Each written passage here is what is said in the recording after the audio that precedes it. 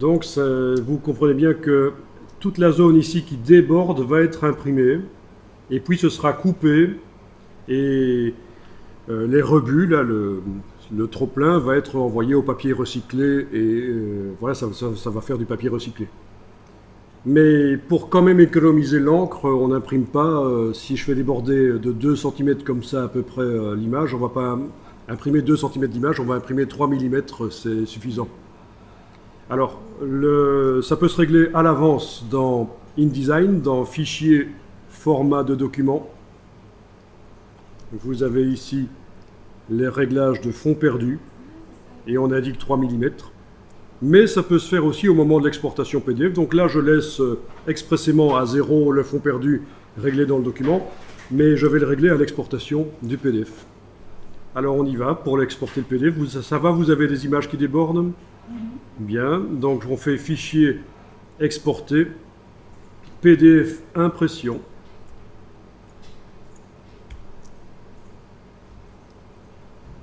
Et alors, dans la boîte qui apparaît quand vous avez cliqué sur Enregistrer, vous avez une partie qui s'appelle Repères et fonds perdus. Et c'est ici que vous allez pouvoir indiquer le fond perdu, 3 mm. C'est là aussi que vous pourriez cocher, utiliser les paramètres de fond perdu du document si vous l'avez pré-réglé dans Fichier, Format de document.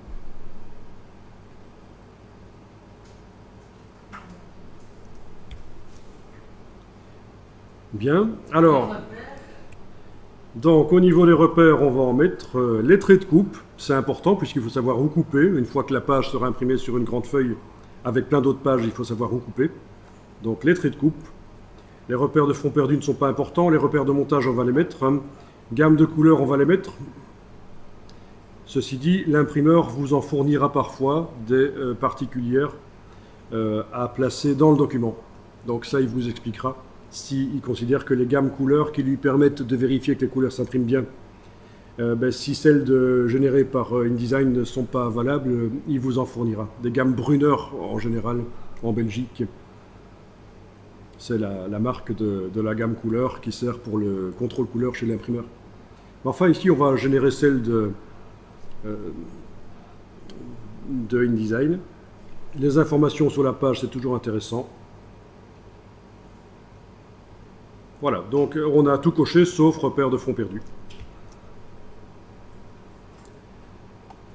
Au niveau de la norme, l'imprimeur vous dira si le PDF doit répondre à une norme qualité particulière. Ce sera ici. La compatibilité, c'est surtout en ce qui concerne les PDF interactifs, est-ce qu'ils sont lisibles dans d'anciennes versions du lecteur Acrobat ou pas, ça n'a pas trop d'importance. Ça, c'est bon, en fait. C'est correct, sauf si l'imprimeur vous dit de faire autre chose au niveau de la compatibilité.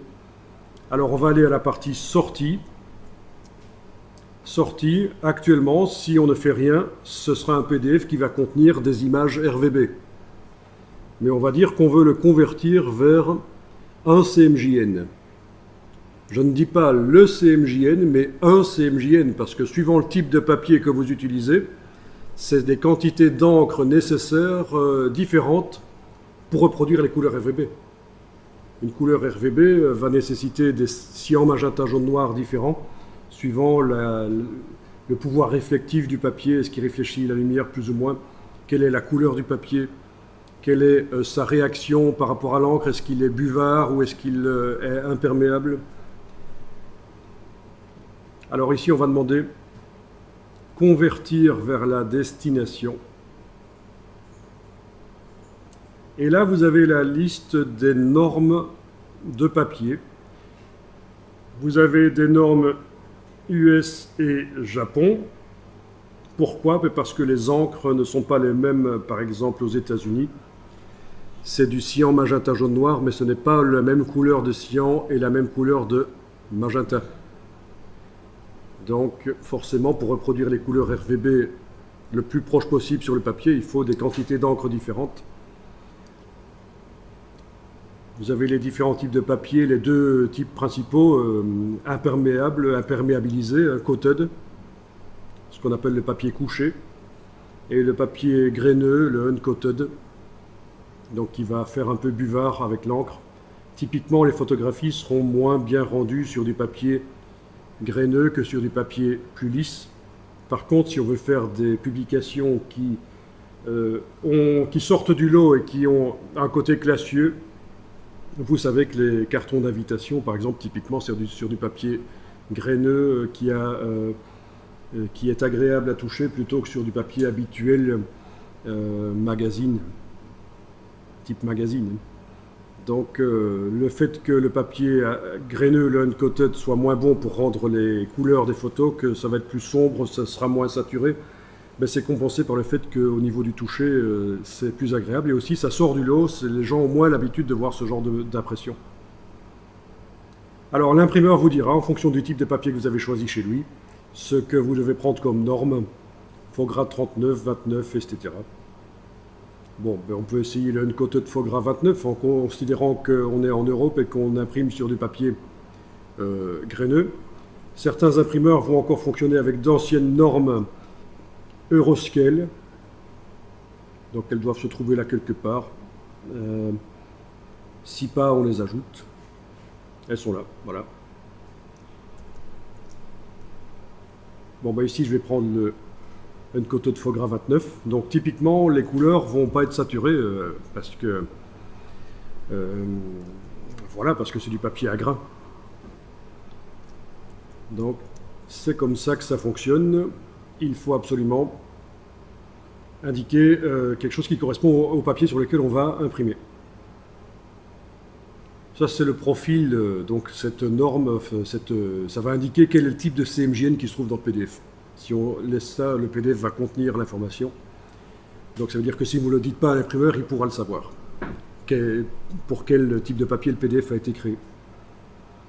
Alors si vous faites des rapports d'entreprise, ce qui se fait parfois, c'est pour les personnes les plus importantes dans l'entreprise, on va imprimer sur du papier meilleur que pour les personnes au bas de l'échelle. Typiquement, pour les investisseurs les plus importants dans l'entreprise, ils auront un rapport d'entreprise sur du beau papier. Et pour les autres, ce sera sur du papier moins coûteux. Donc, on va générer à ce moment-là deux PDF. Deux PDF pour les deux types d'impression qu'on va faire. Ok, alors qu'est-ce qu'on a d'autre ici ?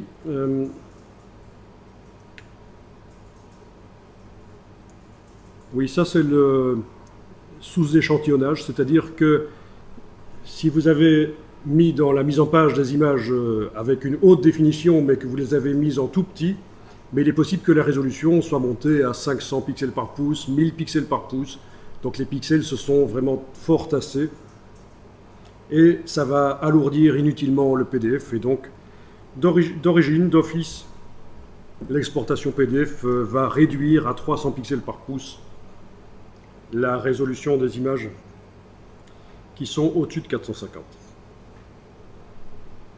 On pourrait indiquer 300 ici. Toutes les images au-dessus de 300 pixels par pouce dans le document vont être réduites à 300.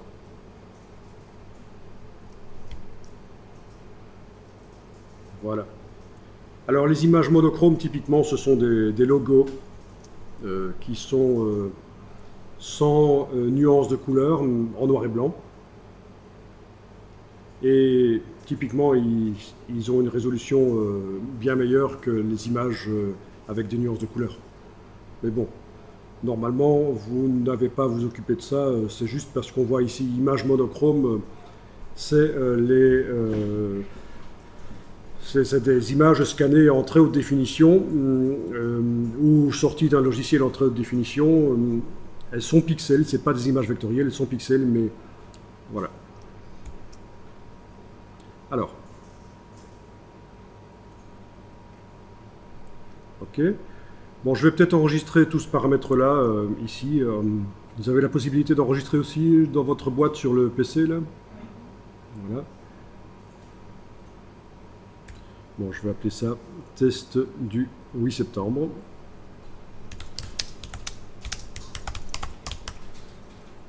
Ok. Comme ça, je retrouverai facilement tous les réglages que j'ai faits. Et est-ce que dans général, on a... Non, on va cocher ça. Dans la partie générale, on va aller cocher afficher le PDF après exportation, comme ça il va s'ouvrir tout seul. Ok. Alors typiquement, quand vous faites un PDF, parfois, vous n'avez pas envie que toutes les pages soient exportées. Et là, vous avez le réglage d'étendue. Je vous montre rapidement comment ça marche. Si je voulais mettre dans le PDF uniquement les pages de 2 à 4, ben je ferai ça. 2-4. Si je veux en plus mettre les pages de 6 à 8, je fais ça. Sinon, on peut aussi mettre chaque page comme sous cette forme-là, séparée par des virgules. Donc vous choisissez l'étendue de la page, mais ici je vais exporter tout. Exporter. OK. Donc la conversion de RVB vers CMJN se fait. Et normalement, voilà, on a le PDF qui s'ouvre. Bon, on n'a pas de couverture parce qu'on n'en a pas prévu.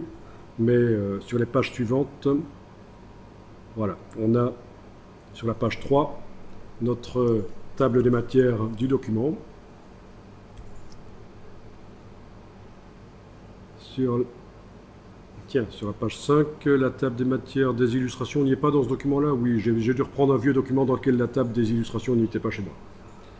Quoi qu'il en soit, vous voyez qu'on a des images qui normalement sont plus ternes que ce qu'elles sont dans le document derrière, parce que c'est du CMJN.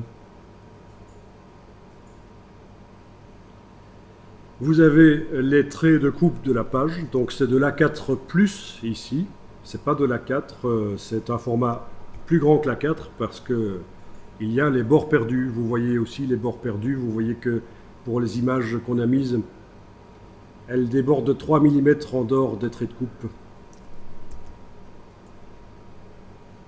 Voilà. Les bords blancs à la coupe disparaissent. Les bords blancs disparaissent à la coupe. Oui, oui, tout ce qui... ça va être coupé suivant les traits noirs, là. Donc il y a 3 mm de ce qui dépasse qui part. Pourquoi on a besoin de faire ça? Pourquoi on a besoin de faire ça? Alors on a besoin de faire ça parce qu'en offset, il n'est pas possible d'imprimer jusqu'au bord des pages. Donc on est obligé de faire comme ça. Et de toute façon, on imprime plein de pages en même temps sur une grande feuille. Donc voilà. C'est une raison technique. On doit imprimer plus grand et puis couper. Et de toute façon, on imprime plein de pages, on les plie. Hein, c'est le façonnage, c'est à la sortie de la presse, c'est un traitement. Hein, c'est plié, rogné, agrafé. Si vous faites des... Oui, oui, vous êtes obligé de faire du fond perdu si vous avez des éléments qui vont jusqu'au bord de la page. Sinon, si vous ne faites pas du bord perdu, si les images ne vont pas au-delà des traits de coupe, vous risquez d'avoir, à cause des imprécisions de l'impression, des parties blanches sur le bord des pages, oui. Vous avez les gammes couleurs. Donc l'imprimeur, avec son densitomètre, va vérifier pendant l'impression que les quantités d'encre sont correctes, que c'est pas trop faible ou trop fort. Il ne sait pas vérifier en regardant les photos, puisque lui ne sait pas le traitement photo que vous avez fait, il ne sait pas ce que ça doit donner le résultat.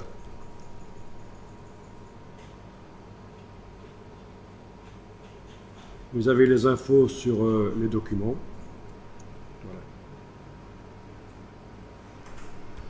Voilà. Alors, je ne vais pas en dire plus ici, parce qu'il n'y a pas... oui, on n'a pas énormément de temps, et c'est déjà suffisant, si ce n'est que vous dire que vous avez vraiment intérêt à parler à votre imprimeur avant même de commencer le document, pour aller voir, choisir le papier, voir si, suivant le format que vous voulez faire, le nombre de pages, le type de papier choisi n'est pas trop cher, si ce sera possible de faire. S'il y a des problèmes il va vous donner plein de conseils auxquels vous ne pensez pas nécessairement. Si vous prenez l'envie, par exemple, de faire une couverture noire complètement, il va peut-être vous dire « Tiens, mais il faudra mettre un vernis, parce que sinon, dès qu'on va mettre les doigts dessus, on va voir les traces de doigts. » Bon, ça, on n'y pense pas nécessairement.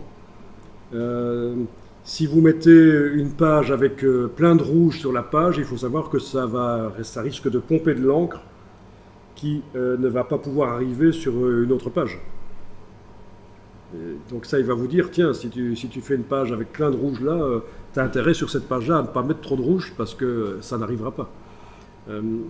Enfin, plein de choses. L'imprimeur, c'est vraiment un métier. Ils adorent quand on vient leur parler avant de faire les documents parce qu'ils aiment bien qu'on évite les problèmes avant qu'ils surviennent. Voilà. Et ce que les imprimeurs détestent, c'est de voir quelqu'un qui débarque avec un document déjà fait. Sans l'avoir jamais rencontré, la personne...